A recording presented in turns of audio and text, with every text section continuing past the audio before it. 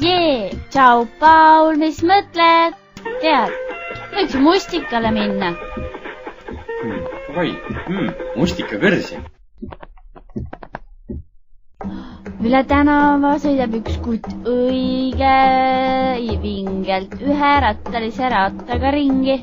Ohoh, siuke trikimees. Paul, kas sa tunned teda? On jah äge.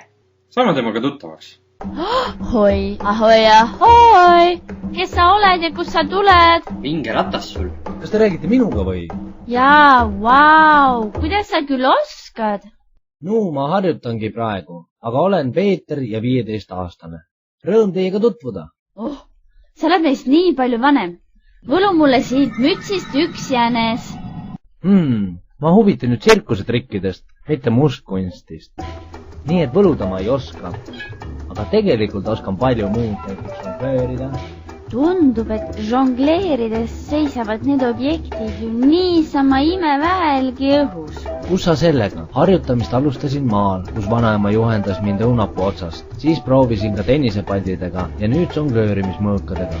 Ja ohtlik on vuhada õhku petangi kuule, sest siis kukkusid need pallid liiga kiiresti maha. Ja mõtle, mis siis küll varvastest võiks järele jääda. Või siis lõppeks asi täitsa kurvasti, või mõni pall peaks pähe kukkuma. Mul tuli praegu meelde legend, mille järgi üks härra Newton olevat istunud õunapuu all, kui talle õun äkki pähe kukkus. See ajendas teda mõtlema, et miks asjad kukuvad alati alla, mitte üles. Nendele küsimustele vastuseid otsides jõudis ka järeldusele, et maal peab olema mingi kõrgetõmbejõud ja nimetas selle jõu raskusjõuks. Ja selleks, et need pallid õhus püsiksid, peab Peeter ka energiat rakendama, et palle õhku sööta. Ja üks hetk need kukuvad taas alla, kui pallide raskusjõud on neile rakendatus suurem. Kas sa esined kuskil trupis? Ja, meid on 4 asisemat asjaarmastaja, aga see on uue laine stiil, mis ei sarnane vanale tsirkusele, sest enam ei kiusata loomi ning on vaid inimeste põhine. Ja muidu rändame veel keskaja või vanalinnapäevadel oma etendustega. Ning ka parkides võib meid aeg-ajalt harjutamas kohata. Mis te veel oskate teha? Mängin ka Diabologa. See mäng on pärit Hiinast ja seda mängitakse juba 2000 aasta. Hästi tuttav nimi. Mis mäng see selline küll on? Vaat, mul on siin kaasas ka üks Diabolo. See on selline pooliks lõigatud tühi kerajas vorm, mis on tagurpidi kokku pandud ja keskmine osa meenutab kuullaagrit ning see keerleb 2 kepikese ja nööri vahel. Ma olen sellest lugenud kunagi kuskilt midagi.